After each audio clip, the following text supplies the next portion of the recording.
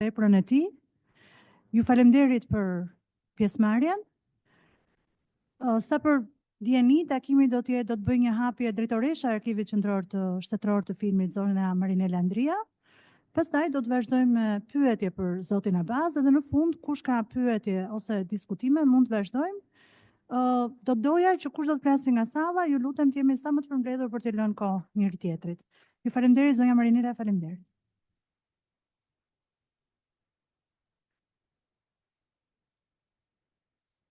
Përshëndetje të gjithëve, përshëndetje Abaz edhe gëzuar ditëlindjen. Shëndet e gjithë mirat paqe dhe falemnderit për gjithë të pasuritë madhe që na ke dhuruar. Zoti Abaz Hoxha është nga themeluesit e kinematografisë shqiptare dhe kuadri i parë me arsim të lartë profesional i saj. Inxhinier elektronik, studiues dhe historian i parë i kinematografisë. Pedagog i Akademisë së Arteve dhe i Akademisë së Filmit dhe Multimedias Marubi. U ka dhënë lëndën e historisë së kinematografisë botërore dhe shqiptare. Antar i redaksisë së Arteve dhe Arkitekturës në Akademinë e Shkencave për hartimin e fjalorit enciklopedik shqiptar, drejtues për 17 vjet i Arkivit të Filmit në kohën kur arkivi ishte pjesë e Kinostudios Shqipëria e Re. Antar i Lidhjes së Shkrimtarëve dhe artist, publicist dhe autor i mbi 150 shkrimeve të karakterit problemor dhe studimor, si dhe autor i 27 librave për kinematografinë shqiptare dhe botërore dhe figurave përfaqësuese të tyre. Një nga hartuesit enciklopedisë të parë të artit e tjerë. Studime të dhëna të botuara nga zoti Hoxha janë pika reference të vazhdueshme, ku mbështeten edhe studimet e tjera që kryen nga studiues të rinj, shqiptar, të huaj dhe mbi kinematografinë shqiptare. Ne kemi çdo ditë në fakt të dukshme këtë, sepse çdo studiues që na vjen në radhë të parë, ato janë librat e zotit Habat, të cilat ne le të themi vëmë në dukje në bibliotekën tonë, se është pak e ngushtë në fakt ky studimi i kinematografisë shqiptare, të cilën ne kur vin studiuesit e vuajmë pak. Gjithsesi jemi vërtet fal për gjithë ato që kemi. Kur unë kam takuar për herë të parë, që ta shkëpus pak bisedën nga gjithë kjo protokoll që kam shkruar, më ka ardhur, më ka takuar në zyrë sapo kam filluar atëherë drejtoresh dhe më ka thënë, unë jam Abaz Hoxha, kishte mbushur një valixhe plot me libra. Edhe më tha, dua nga ty tha të më botosh një libër. E mora vërtet shumë seriozisht atëherë, se jo shumë njerëz kisha takuar në jetë ku të vinë të thonë mua më duhet të botoj një libër. Pas një lloj interesi personal, financiare të tjerë. Edhe e morëm vërtet seriozisht si arkiv edhe bëm vërtet një botim shumë të mirë të zotit Abaz. Lindur në fshatin Tragjas të Vlorës, në një familje intelektuale dhe patriotike, më 14/4/1930, studioi në Shkollën Teknike në Tiranë dhe u diplomua si teknik ndërtimi, geometër. Studimet e larta i kreu në vitet 1950 në Universitetin e Pragës, Çekoslovaki, duke u diplomuar si inxhinier elektronik në rrymat e dobta. Paralelisht, 2 vjet specializim pas universitar në Prag për teknikën e studiove të radios, filmit dhe televizionit, duke u specializuar kryesisht për akustikën dhe optikën. Me çeljen e Kinostudios Shqipëria e Re, punoi fillimisht si inxhinier zëri e më pas si krye-inxhinier. Në vitet 65-73 punon si kryetar i degës së kinemave, importit, eksportit, përkthimit, redaktimit dhe shpërndarjes së filmave. Dhe pas vitit 73, drejtori i arkivin e filmit derisa ekzistoi Kinostudio si ndërmarrje në vitin 1990. Veprimtari pedagogjike. Pedagog i të gjithë niveleve të shkollave nga viti 56 deri më sot. Ka përgatitur tekste dhe ka dhënë mësim në kurset formuese për përgatitjen e kuadrove të kinematografisë dhe rjetit të kinemave, si dhe përgatitjen e kuadrove të xhirimit të filmave. Ka qenë pedagog i Akademisë së Arteve, Marubit, si dhe udhëheqës i punës së diplomës për disa studentë të Akademinë e Arteve. Veprimtari profesionale si inxhinier. Si geometër dhe krye-inxhinier i Kinostudios, ka marrë pjesë në përgatitjen e programeve, hartimin e projekteve teknologjike dhe drejtimin e punimeve për ndërtimin e një numri të madh kinemash në të gjithë vendin, si dhe objekteve për xhirimin e filmave në Kinostudio, si atelierët e xhirimit dhe të zërit, reparteve të ndryshme të montazhit, grimit, butaforisë dhe anekseve të tyre, repartin e ngritjes së dekoreve, sallave të projektimit e tjerë. Programin dhe projektin teknologjik për ngritjen e arkivit qendror shtetëror të filmit ka marrë pjesë gjithashtu në projektin akustik dhe mbrojtje nga zhurmat në Pallatin e Madh të Kulturës dhe veçanërisht për sallën e teatrit, të operës dhe baletit. Ka qenë si konsulent për çështje akustike ndriçimi në ndërtimin e sallës së Kuvendit Popullor. Veprimtari studimore dhe kërkime shkencore. Në vitin 57 ka bërë disa studime të ndryshme për zërimin dhe përmirësimin e procesit teknologjik të prodhimit, zërimin e rrjetit të kinemave në të gjithë Shqipërinë, përgatitjen e kuadrit krijues e teknik, ngritjen e televizionit shqiptar dhe orkestrës simfonike të kinematografisë dhe të radios. Ka lobuar për domosdoshmërinë në antarësimin e arkivit të filmit në Federatën Ndërkombëtare të Arkivave të Filmit, ku u pranua antar i FIAF në vitin 1963, në zgjerimin e rrjetit kinematografik, në fshat dhe në shtrirjen e tij në zonat e thella malore.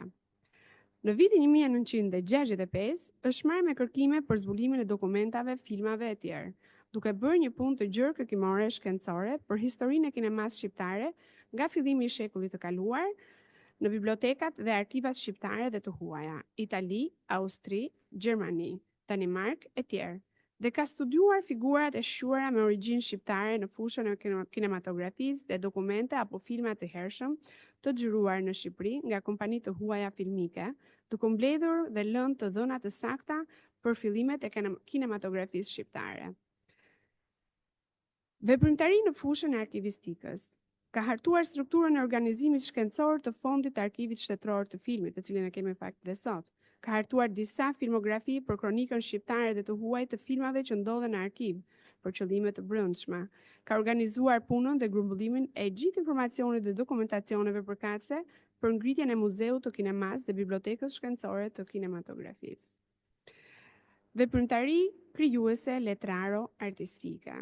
Ka botuar në organe të ndryshme të shtypit mbi 150 shkrime, duke filluar nga viti 56 dhe ka çelur revistën e parë të filmit Buletini Kinematografik. Ka përkthyer ose redaktuar mbi 12 filma çek, polak dhe të kinemave të tjera ndërkombëtare, si dhe ka botuar 28 libra me të dhëna arkivore dhe studimore.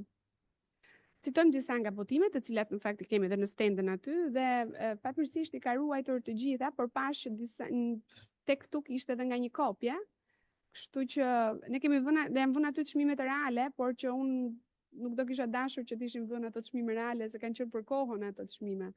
Dhe ndoshta një kopje apo dy kopje që i kanë ngelur ishte mirë në fakt që të ruheshin dhe mos viheshin fare në shitje, se nuk ka bazi me sa kujtoj unë të tjera. Ndoshta të mund t'i ruante për vete disa, përveç këtyre botimeve të fundit që kemi.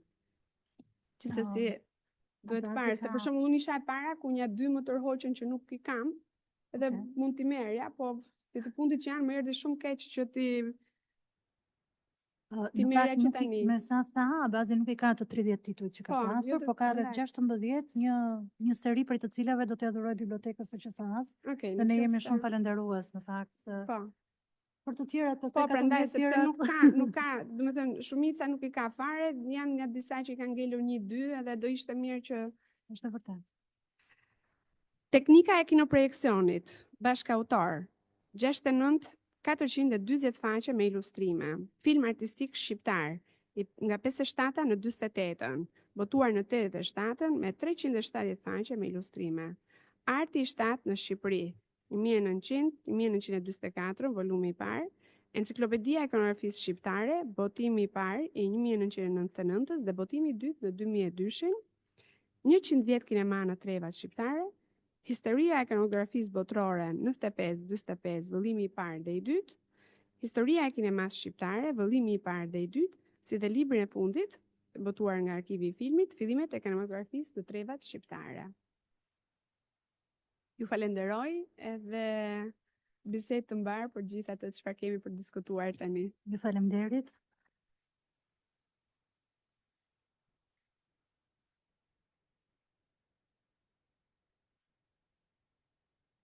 Zotja Baz, mirë se na erdhe, edhe një herë urime për vitet që mbani mbi shpatulla dhe për gjithë tjerat që keni akoma përpara larg në perspektivë.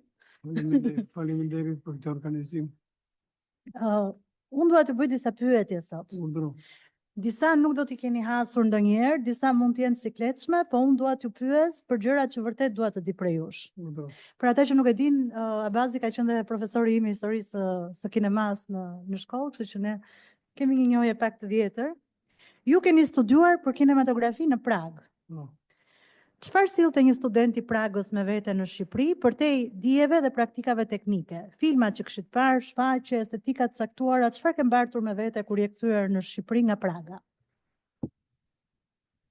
Së pari ju faleminderit gjithë për pjesëmarrjen për nderin që po më bëni. Unë në kinematografi kam hyrë rastësisht, në fakt, se cikli i studimeve të mia ka disa variante. E kam filluar me shkollën tregtare, me gjimnazin e Gjirokastër, mbarova të mesme për gjeometër, teknik ndërtimi në Politikum Shtat Nëndori. U regjistrova në fakultetin e marrëdhënieve ndërkombëtare në Prag, kur kam shkuar student. Ndodhi një incident atje që ishte qike dhe qesharak, edhe u shkëputa edhe me ndihmën me ndërhyrjen e një shoku tim, fillova inxhinierin. Inxhinierin edhe mora profilin më të ri që ishte atëherë për radiolokator. Që atëherë radiolokatorët kishte vetëm Rusia, Anglia dhe Amerika. Po fatmirësisht në vitin e tretë më kërkua nga Ministria e Arsimit që studioja për zërin në film, si inxhinier zëri. Kishin dërguar një student tjetër, ai nuk dha asnjë provim se nuk ishte prirje në atë profil.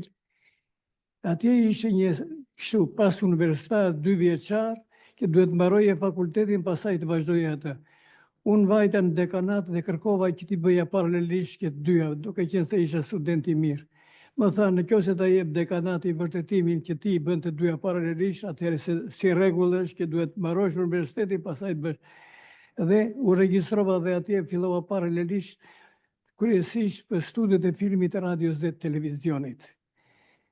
Kulturën të parë kinematografike sigurisht e mora në Prag, pata rastin, atëherë ne u futën në kategorinë e studentave të artit dhe na ushtuaj qika ajo që thonë bursa, që të kishim mundësi të ndiqnin evenimentet kulturore, artistike, operat, këto teatrot, kinemat, koncertet e tjera. Dhe së bashku mora dhe një farë kulture muzikore se u bën 2 festivale ndërkombëtare në Prag për kompozitorët çek, bashkë me Simon Jon që studionte për dirigent filmi, naftuan atje dhe mora pjesë edhe atje mora dhe një farë kulture muzikore se u njohita me kompozitorët e mëdhenj. Por në veçanti, nëpërmjet kinemat e Pragës pata mundësinë që të njihja shumë filma të botës. Në fund të studimeve bëra dhe një punësim të shkurtër në studiot Barandov dhe u njohta edhe me sheshet e xhirimit. Domethënë bazën e studimeve të mia e mora atje. Por dhe këto shkollat që bëra më kanë ndihmuar shumë kur erdha në kinematografi. E pata shumë të vështirë se isha i pari, nuk isha asnjë përvojë, ishte një fushë e re për mua. Aq më tepër se unë në kinematografi gjeta njerëz që ishin të pasionuar, po ishin me kurse, nuk ishin ndonjë përgatitje të lartë profesionale. Isha i vetëm kuadër me arsim të lartë që u futa në kinematografinë shqiptare. Punova një vit si inxhinier, pastaj 10 vjet krye-inxhinier, dhe pata dhe rastin që duke qenë krye-inxhinier, u pushua drejtori nga puna dhe unë praktikisht zëvendësoj drejtorin dhe u futa pa dashur fusha dhe në fushën artistike. Por në veçanti kulturën time kinematografike e kam marrë mbas vitit 1966, kur unë transferova në sektorin e kinemave, të ishte import e eksporti i filmave, përkthimet edhe shpërndarja e filmave të gjithë rrjetin kinematografik. Aty u njohta më gjerë, pavarësisht se ne mirnim shfaqnim shumë pak filma të huaj në atë kohë, po mirnim shumë filma dhe zgjidhim nga ata filma që ajo më ndihmoi shumë që të mirja një kulturë të plotë kinematografike. Edhe kur isha krye-inxhinier, vetë kuptohet që krye-inxhinieri i një institucioni të tillë si kinematografia nuk është krye-inxhinieri uzinës mekanike. Kinematografia është një art polisintik dhe i përfshin brenda saj të gjitha fushat e artit dhe të gjitha fushat e teknikës. Kështu që do më duhesh të studioja, në fakt. Pastaj më lindi dashuria për punën kërkimore, duke punuar në sektorin e kinemave dhe ju futa studimeve të fushën e kinematografisë. Atje vetë kuptohet që gjeta një kolektiv të pasionuar, nuk ishin të shkolluar me kurse, por ishin shumë të pasionuar pas profesionit dhe bërë sakrificat mëdhaja për atë kohë që ngritin një monument të ri të kulturës, krijuar kinematografinë shqiptare nga e para. Është merit e atyre dhe unë të gjitha studimet e mia deri tash kam bërë 30 libra për kinematografinë, bazën e ka te dashuria që kam për këta njerëz që krijuan një kinematografi në kushte shumë të vështira. Tani unë dua të të ndaloj pak këtu, kam një pyetje. Ju natyrisht si të gjithë ne, kush më shumë edhe kush më pak, ndjeni keqardhje për rënimin e kinostudios. Për rënimin e kinostudios, për prishjen e kinostudios. Po. Mirë po, për te një vendi ku ishte ngritur një infrastrukturë jashtëzakonshme, që një vend në zhvillim si Shqipëria të prodhonte filma, ju flisni shumë në librat tuaj edhe për një mjedis në kinostudio, ku kishte, po ju citoj, intriga, spion, të paav, diletant politik, militant të shtirë, servil, sulme politike, brenda këtij sistemi që padyshim vjen prej diktaturës dhe mungesës së tregut të lirë dhe konkurrencës së shëndetshme. Sot kemi lirinë, sot kemi treg të lirë edhe mundësi konkurrence. A vazhdoni të ndjeni keqardhje për një institucion ku kushtet e krimtarisë ishin të panatyrshme? Nuk e kuptova pyetjen. Sot kemi tregun e lirë, Po, kemi konkurrencë, po, kemi dhe liri. po. A vazhdoni të ndjeni keqardhje për një institucion ku kushtet e krimtarisë ishin relativisht të panatyrshme? Dëgjoni, një nga librat e mia ka titullin Mbroj dashurinë time. Dashuria ime edhe ka atë pamjen e kinostudios në fillim. Mbroj dashurinë time. Edhe kjo dashuri ishte dashuria për kineastët që krijuan këtë kinematografi dhe në veçanti për aktorët e mëdhenj që kemi patur neve. Për sa i përket, domethënë, njëkohësisht në vitin 2006 më duket, kam bërë një shkrim në gazet Quo vadis kinema, quo vadis kultura shqiptare, që u shkatërua çdo gjë, u pishin neve kur ndryshoi sistemi kishim 450 qendra kinematografike në qytet dhe në fshat. Në fshat sigurisht ishin autokinemat dhe aparatet televizive, vinin deri në skajet më të larta të atë. Kjo ishte një fatkeqësi e madhe sepse kinematografia është jo vetëm informacion, por është e kulturë dhe kjo ndikoi shumë në sidomos në një popullsi që ishte pothuajse analfabete, 80% analfabete mbas çlidhimit. Prandaj këtë libër e kam bërë sepse ishte një emision televiziv me atë Blendi Vezium më duket, ishte një panel që mohonin çdo gjë të kinematografisë. Kjo nuk është e vërtet, në asnjë mënyrë dhe nuk mund ta mohosh një traditë të tillë. Dhe për këtë do të bie një shembull që neve nuk e vlerësojmë shumë veten tonë, por kur u shfaq një cikël filma shqiptar në Francë, shtypi francez shkruante me shkronja të mëdha. Me regjizor të tillë, kinematografia shqiptare mund të dalë ballë hapur në kinematografinë botërore. Ishin filmat të Dimitra Anagnosit, të Kujtim Qashkut dhe Vladimir Priftit. Por ne nuk kemi patur vetëm këta regjizor, këta janë një nga yjet. Kemi patur shumë regjizor të shquar, që pas tyre u krijua gjeneratë të regjizorësh. Edhe më të ri, ishte Kujtim Qashku, ishin këto binjakët Ibrahim Muça edhe Meradhu, më thënë. Edhe në përgjithësi filmat tanë, unë nga njerë çuditem, e ndjek internetin, e ndjek këto Facebookun dhe dëgjoj dhe komentet që kanë të rritë për kinematografinë shqiptare. Neve mohojmë çdo gjë për arsye sepse gjoja në atë kohë, jo gjoja, por në fakt kemi patur censur politike. Në të gjitha sistemet ka censur. Të gjithë, dhe në vajta njerë, më falni që ashtu, më thirrën në Universitetin e Venecias për të mbajtur një leksion me studentat, sepse kishin si punë diplome, po punë kursi, kinematografinë shqiptare.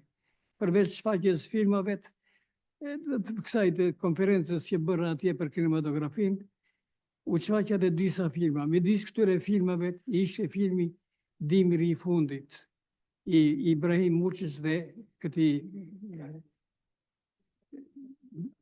Krisaq Mitros. Ja.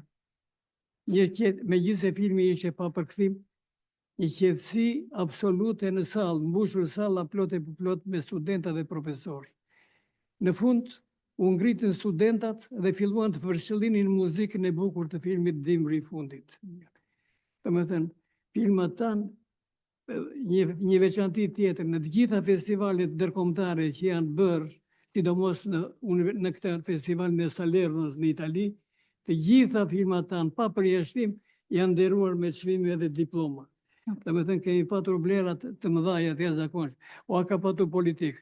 Politikë ka patur dhe ka dhe do të ketë gjithmonë, domethënë, sepse në fundit në sistem, kjo ishte një kinematografi kombëtare, kinematografi shtetërore. Sigurisht nuk mund të vepronte në kundërshtim me ligjet e shtetit, por kjo censurë ka qenë kryesisht në filmin dokumentar dhe në filmat e huaj që bënim seleksionimin. Ndërsa për filmin shqiptar artistik nuk ka patur ndonjë censurë dhe sidomos kur filluan të piqeshin dhe regjizorët, kur filluan të kishin një personalitetin e tyre, u dëgjohesh fjalët e tyre më shumë dhe nuk ka patur ndonjë politizim të jashtëzakonshëm në filmin artistik. Filmi dokumentar, po dhe filmi dokumentar, po ta marrëm se është censura, po pavarësisht se kësaj, po keni parasysh që janë prodhuar afërsisht 400 filma dokumentar që bëjnë për problemet e kulturës, të artit, të folkloristik, këto festivale folkloristike, festivale sportive, për figurat shquara kombëtare, për historinë e kombit që kanë vlerat jashtëzakonshme. Dhe ato kanë vlerat e tyre. Po dhe filmi politik ka vlerat e tij, për arsye sepse përshkruan një histori ashtu siç ka ndodhur në realitet. Historia duhet të thënë ashtu siç është. Jo sepse do të influencoj.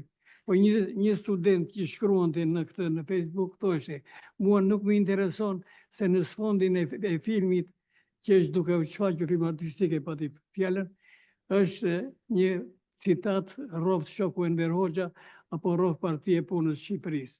Mua më intereson psikologjia shqiptare, skenografia shqiptare, më intereson mendimi shqiptar, më intereson përgjithsisht ajo çfarë trajton ky film, dialogu e tjera me radhë.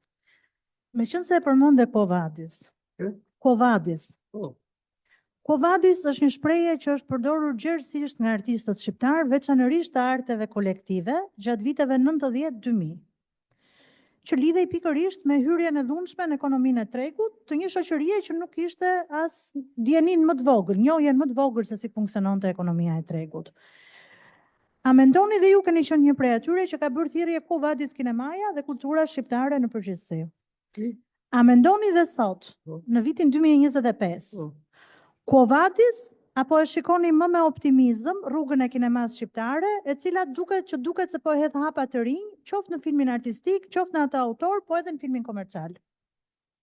Vazhdimësinë keni parasysh. Flas për sot në 2025, vazhdoni të mendoni Quo Vadis apo keni ndonjë lloj optimizmi që kinemaja shqiptare po fillon të marrë një rrugë të re, një kthes të re? Quo Vadis e kam thënë dhe e them vazhdimisht për arsye sepse u zhduk gjithë rrjeti kinematografik. Ne prodhojmë filma sot, subvencionon dhe Qendra Kombëtare e Kinematografisë, po subvencionon një shumë që nuk shërben as për një film, jo për shumë filma. Megjithëse Qendra e Kinematografisë, ai ka për detyrë jo vetëm për subvencionimin e filmave, por dhe përgatitjen e kuadrit për të ardhmen. Është skandaloze, 1 milion ka fond Qendra Kombëtare e Kinematografisë. Po filmi nuk është më produkt shtetëror, filmi tani është produkt privat, ka një treg si në gjithë botën. Jo, është edhe shtetëror. Ka shtetëror sepse subvencionon shteti. Okej, po nuk është i lidhi, po themi produkt shtetëror. Edhe për arsye për sektorin privat ka një dobësi. Kudo në botë subvencionohet nga biznesmenët. Po biznesmenët shpërblehen për sponsorizimin e kulturës. Dhe u kthehen, u ulën taksat. Këtu nuk ka ligj të tillë që të sponsorizojë biznesmeni dhe të ketë mbështetjen e shtetit. Në gjithë botën ekziston kjo. Ky ligj këtu nuk ekziston. Ky është një problem që është ngritur. Kështu që dhe biznesmenët nuk janë të interesuar. Por ka një tjetër anë negative. Ne prodhojmë filma dhe sot, sidomos studentët, filmat shkurtër e tjerë, që këto shkollat qoftë Akademia Marubi, qoftë Universiteti i Arteve, prodhojnë filmat shkurtër. Në përgjithësi ka patur një tendencë negative, që duam të nxjerrim të gjitha anët negative të vendit tonë. Ne kemi vlera të jashtëzakonshme si popull. Prandaj është një farë tendencë për të treguar botës që ja neve kështu kemi qenë, por ne kemi shumë vlera. Kjo është njëra anë. Po ana tjetër është që këto filma përse bëhen? Ku çfaqen? S'kemi kinema, s'ka rrjet kinema. Tirana ka patur 9 kinema në atë kohë. Sot është mileniumi, vetëm mileniumi çfaqet atje. Përse prodhohet filmi? Për festivalet? Vetëm për filmi duhet i shërbejë në radhë parë popullit të tij, jo me 6 shfaqje apo 7 shfaqje që jipen në milenium. Kështu që pastaj ne kemi probleme të tjera në prodhimin e filmave. Ne kemi 2 komponentët kryesor që në atë kohë kanë dominuar, ka qenë skenari dhe në veçanti muzika që ka qenë shkëlqyer. Kemi patur kompozitor të jashtëzakonshëm që filmat tanë edhe nëpërmjet muzikës edukonin. Këtu fatkeqësisht sot me skenarin miren shumë pak njerëz. Dhe skenari është bazë e filmit, është dramaturgjia e filmit. Ti kemi këto kuadër. Një gjë është e mirë kjo bashkëpunimi me kinematografitë e vendeve të tjera, për arsye se shkëmbim eksperiencë dhe bashkimi i fondeve. Po çfarë fondi do bashkohesh ti kur ke 1 milion për gjithë prodhimin kinematografik? Kur Maqedonia ka $1 milion jep vetëm për botimin e një vizite të arkivit filmit në vit, $1 milion. Domethënë shteti ka hequr gjithë interesin.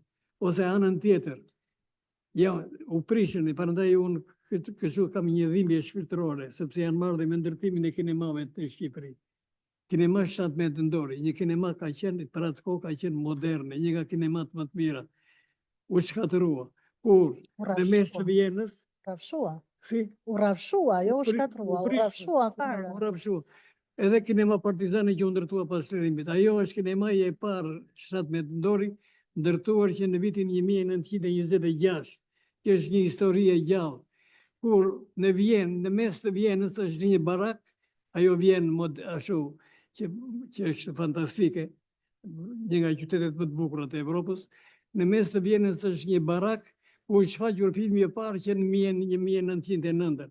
Ose në mes të Pragës, në bulevardin qendror, në sheshin ku është muzeumi, që bën manifestimet, është një vagon kështu tramvaj. Një vagon tramvaj ruhet si muze, se me atë kanë qarkulluar kaq mijë njerëz në kohën. Neve e zhdukëm historinë, kjo është një fatkeqësi. Tani me që jemi te kujtesa. Ju me qendrën e studimit të arteve puqeni në një pikë. Tek për ne është po aq e rëndësishme sa për ju që janë pikërisht arkivat. Arkivat.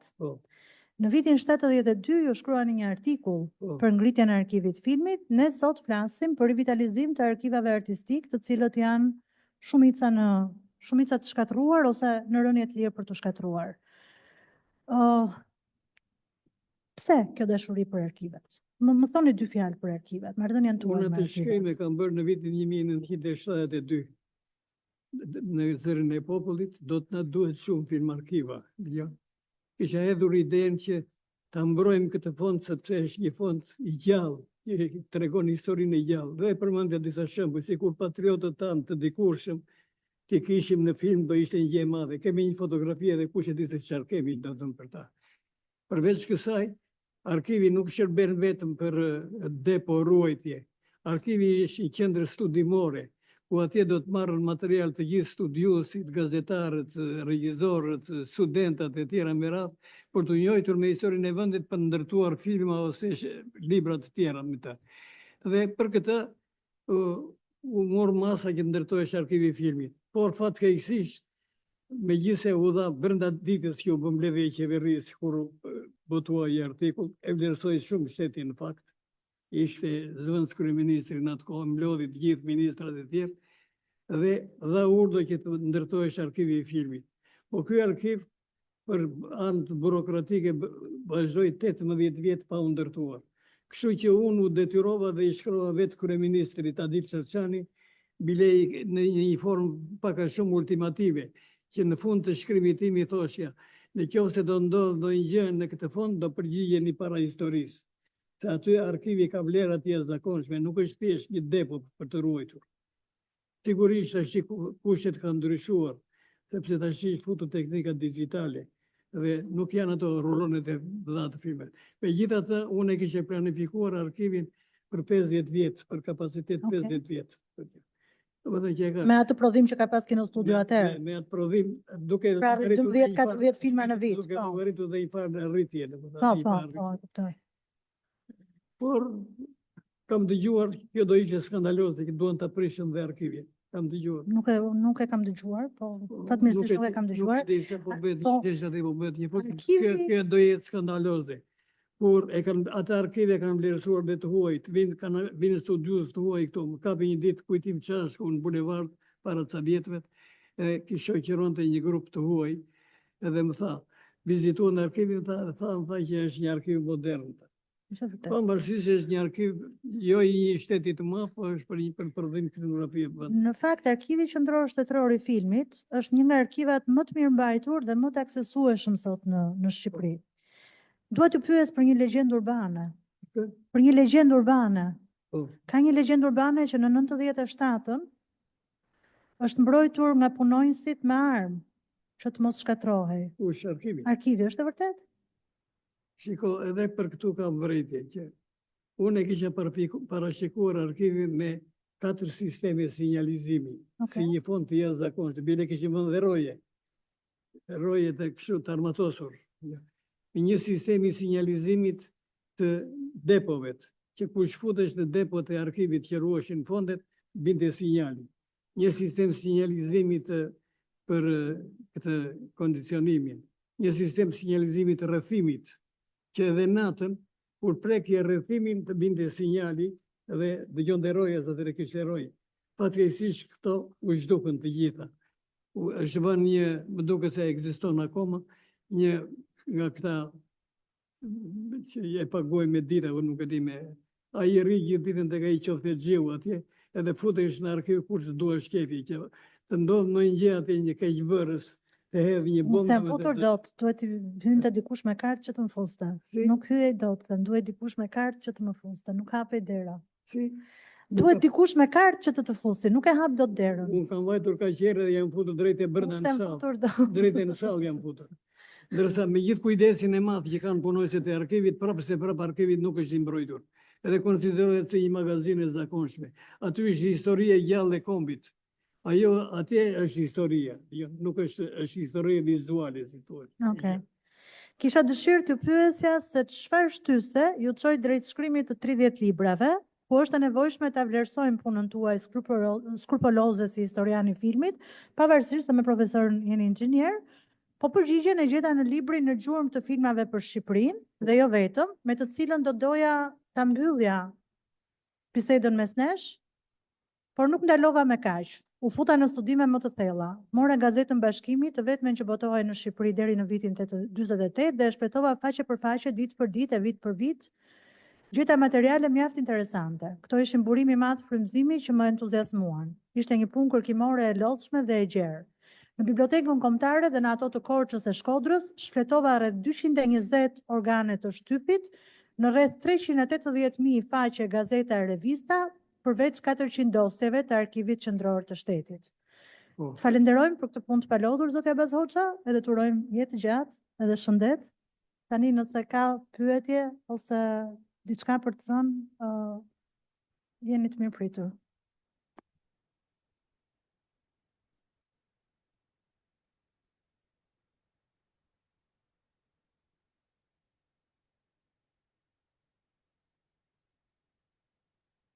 Unë doja vetëm të bëja shpreha urimin e ditëlindjes së cilën e mësova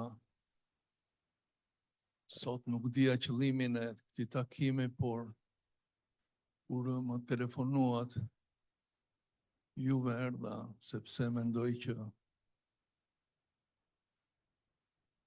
Jo Nuk e mua, di. por besoj këdo, Qash? personaliteti juaj, jeta juaj, e gjithë shka, lëvizin shumë gjëra në këtë rast. Pavarësisht nga një sallë boshe, mjerane, si që është kjo këtu ku jemi sot. Gjithsesi, imazhet që kam nga ty më kujtojnë eksakt atë që në ke treguar kur si partizan 14 vjeç, pe me sytë e tu asgjësimin e Ramizes dhe Zau Kokës. Kjo ishte për mua një gjë që e jashtëzakonshme të mësoje se si në kohën e luftës dy të dashuruar vriteshin.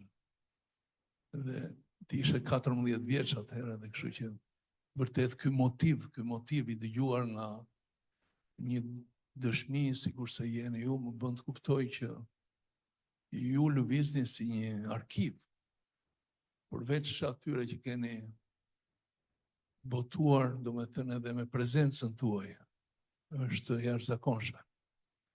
Pavarësisht se bashkohem me mendimin në të njëjtën kohë kam dhe deklaruar që arkivat shqiptare janë vjedhur dhe po vjedhin çdo ditë. Është kriminale gjithçka çfarë ka ndodhur dhe çfarë ndodh. Kur flas arkivat, nuk flas vetëm arkivin e filmit, po flas arkivat. Jam këto kohë që jam marrë me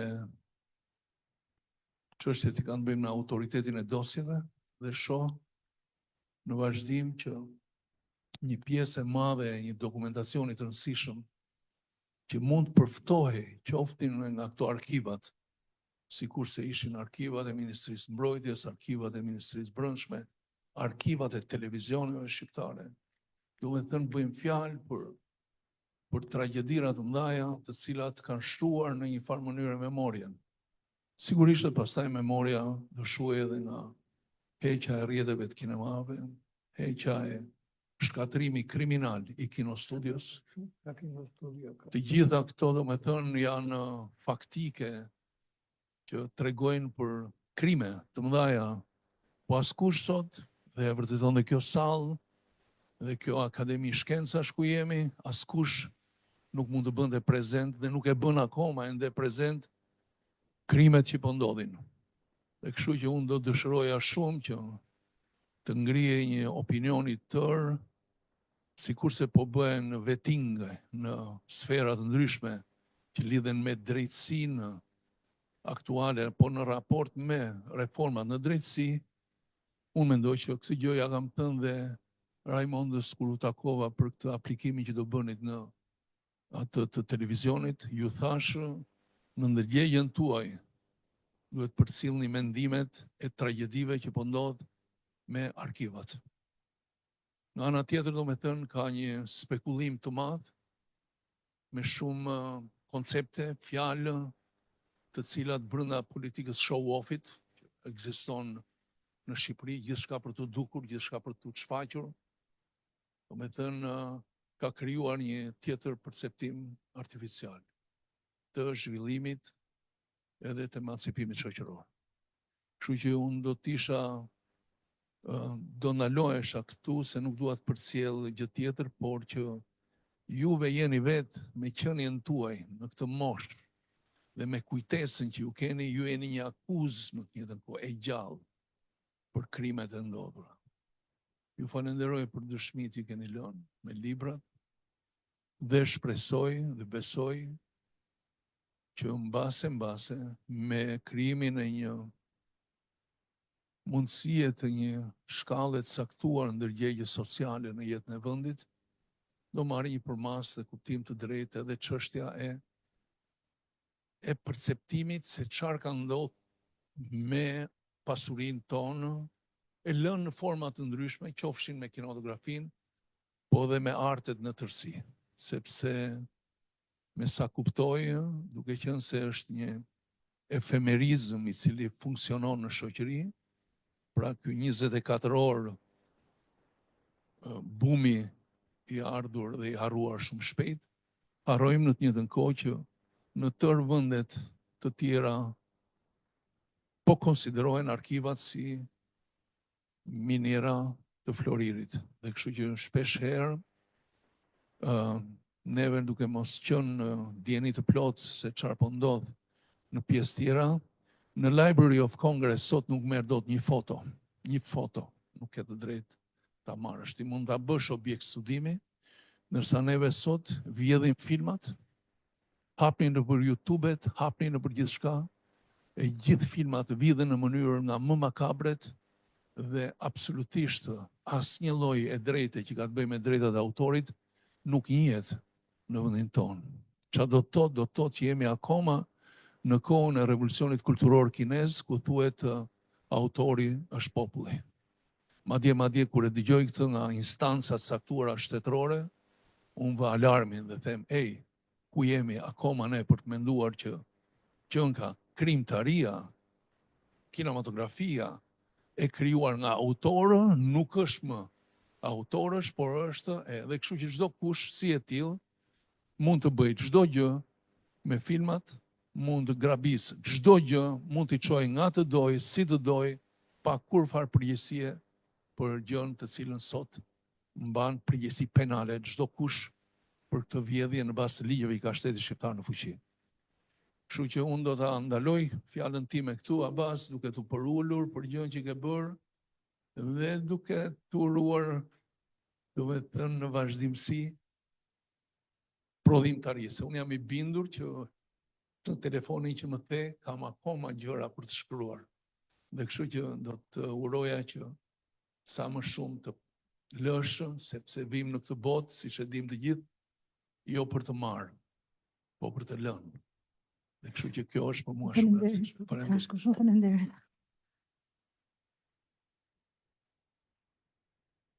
Keni diçka tjetër? Ka dikush? Abbas, një fjalë të fundit për ta mbyllur? Do të na thuash diçka për ta mbyllur? Të them, burim frymëzimi për gjithë librat e mia ka qenë ata që më kanë nxitur, kanë qenë regjisorët tanë të shquar, kanë qenë aktorët tanë të mrekullueshëm që nuk i ka patur bota, por nuk kanë patur mundësi të dalën në arenën botërore për kushtet që ishin atë kohë. Me aktorë të tillë mund të mburret Shqipëria, breza të tërë, si brezit vjetër, ashtu dhe brezit më të ri që nga kjo Raimonda Bulku në vitin 76, e tjerë me radhë vajzat e reja që unë kam bërë një shkrim për to që them vajzat që i dhanë shkëlqim ekranit. Ne kemi aktorë që nuk i ka patur bota. Vetëm një herë dodhi Mirush Kabashi që mori pjesë në një festival të monodramës dhe i magniti publikun e huaj dhe u nderua me çmimin e madh. Të tillë ne kemi patur kështu aktorë të mrekullueshëm. Edhe sa aktorë, do përmend një fjalë të aktores të madhe Margarita Xhepa, që kur e pyeti një gazetar i tha, kush është aktori më i mirë i jonë? I tha Margarita, të them 3 do gënjejta. Të them 13 përsëri do gënjejta. Për arsye se janë brezi i shkëlqyer i aktorëve tanë të vjetër dhe të ri, që kanë lënë gjurmë të thella në kriminologi. Unë këta më kanë të udhëhequr, këta më kanë frymëzuar që unë të shkruaj për të ngritur në piedestal veprën e tyre, veprën e regjisorëve, të aktorëve, të kompozitorëve, të piktorëve, të kinostudios që krijuan një gjini të re në fushën e kulturës, duke ngritur nga e para në fushë shumë të vështira të asaj kohe. Nuk e dini ju sakrificat që kanë bërë aktorët tanë në për rrethe që vinin e xhironin, në për hotelet, më falë për shprehjen dhe me parazit, që si ishin hotele, vinin të dërsitur dhe ose të lagur dhe gdhinin gjithë natën duke u mbërvikur. Po kështu dhe kineasët e vërtet. Ne kemi patur aktorë të shquar në kinematografi shqiptare. Këtë përmoshë më parë. Po përmendësh njerin, është një ashtu dhe me thënë, nuk mund t'i dallosh nga tjerë. Prandaj, këta aktorë, këty aktorëve të mëdhenj, këty regjisorëve të mëdhenj tanët, unë kam dashur të bëj homazhe, të vlerësoj punën e tyre. Ky ka qenë synimi i jetës tyre që kam kushtuar gjithë jetën. Faleminderit Abbas. Jetë gjatë, shëndet edhe kujdes të fortë, siç kemi dëshmuar deri